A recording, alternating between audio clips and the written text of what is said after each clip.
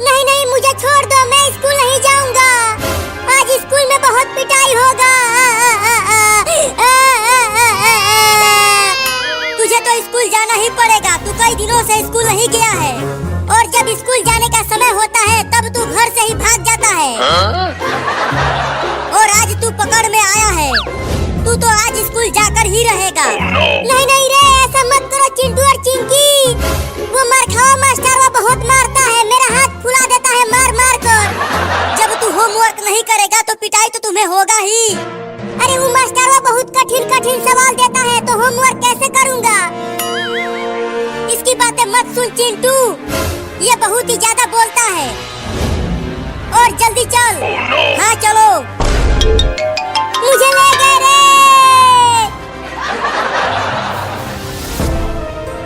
आने दो आज उस बाबू को, इस डंडे से उसकी खूब पिटाई करूंगी।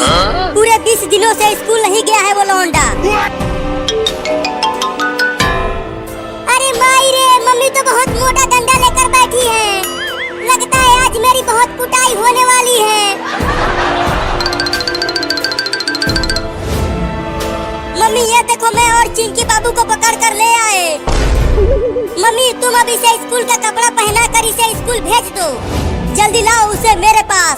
पहले उसका कुटाई करूंगी, फिर उसके बाद उसे स्कूल भेजूंगी। नहीं नहीं, मम्मी के पास मत ले जाना मुझे। उसके हाथों में मोटा डंडा है, वो मुझे पीट देगी। लेकर जल्दी आओ उसे। ले चल चिंकिया, बचाओ। अब इसे नीचे रखो, पहले पिटाई करूंगी इसका। मम्मी मम्मी देखो, मैं अगले महीने से जरूर स्कूल जाऊंगा, बस इस बार छोड़ दो मुझे। चल हाथ आगे कर। किया, आगे कर हाथ। ये ले, ये ले,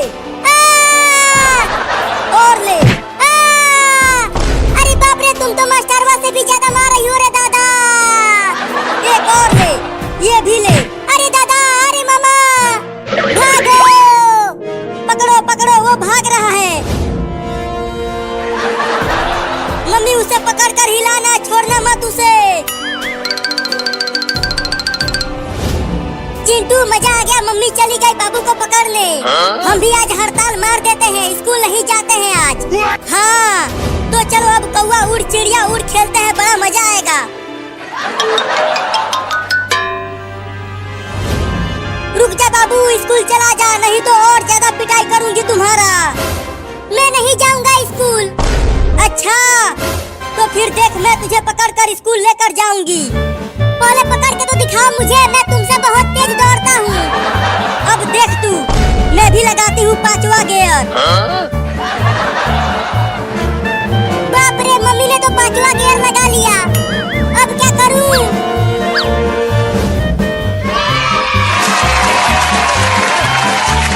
हाँ अब बच जाऊंगा। चलता हूँ, उस जहाज को लेकर उड़ जाता हूँ।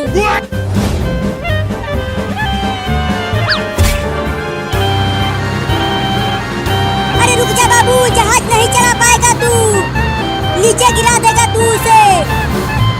अब आजा मम्मी, पकड़ लो मुझे। ये लो, मैं चला आसमान में। जल्दी उड़ रे जहाजवा, मम्मी पीछे ही है। जहाज से उतर जा बाबू, मैं तुझे स्कूल नहीं भेजूंगी। उड़ना रे जहाजवा। रुक जा बे कमीना। अरे दादा, मम्मी ने तो जहाज को ही पकड़ लिया और वो जहाज के साथ साथ उड़ने लगी। अरे जहाज को नीचे उतार दे बाबू, नहीं तो मैं गिर जाऊंगी। मुझे नीचे उतारना नहीं आता मम्मी। किया, कौवा उड़, बुलबुल उड़, तोता उड़, हाथी उड़। तुम हार गई चिंकी, तुम हार गई। चलो अब अपनी मुंडी नीचे करो, थोड़ा धीरे से मारना मेरी मुंडी पर। अरे माई रे, अरे बाप रे, बहुत तेज मारा है रे। अरे चिंकी ऊपर देखे कि जहाज उड़ रहा है। कहाँ जहाज है, कहाँ जहाज है? अरे ऊपर देख। अरे लेकिन जहाज तो बड़ा होता ही जा रहा है। जहाज बड़ा नहीं, वो हमारी तरफ आ रहा है। भाग चिंकिया।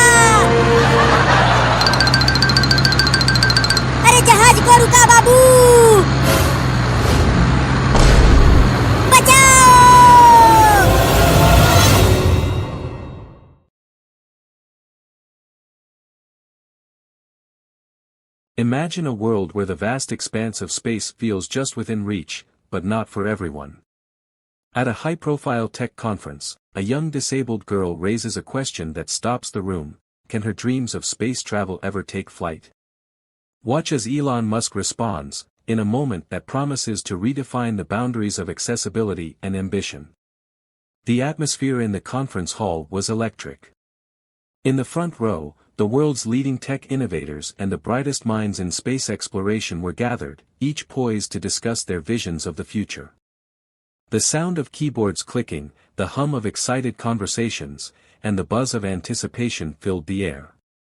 But as the crowd settled into their seats, none of them could have predicted what was about to happen.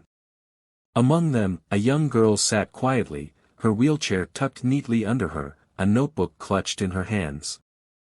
Sophie, a 14-year-old with bright eyes and an unshakable determination, had come to this conference with a single, simple purpose: to ask Elon Musk, a man who had revolutionized the world of technology and space travel, a question that had been weighing on her heart for years.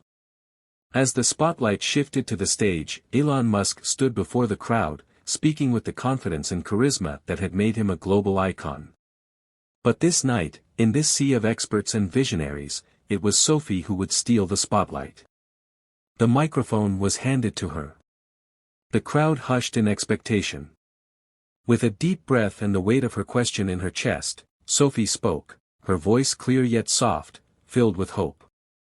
"Mr. Musk, will future space travel technologies be designed to accommodate people like me, people with disabilities?"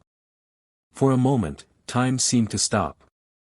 The crowd, holding their breath, waited for Musk's response. But it wasn't just the question that held everyone in suspense, it was the silence that followed. How would someone as revolutionary as Elon Musk react to a question so simple, yet so profound? The answer that followed would not only move Sophie, but it would also change the way many thought about the future of technology, and of human potential. Sophie had always been a dreamer. As a young child, her world was different from most.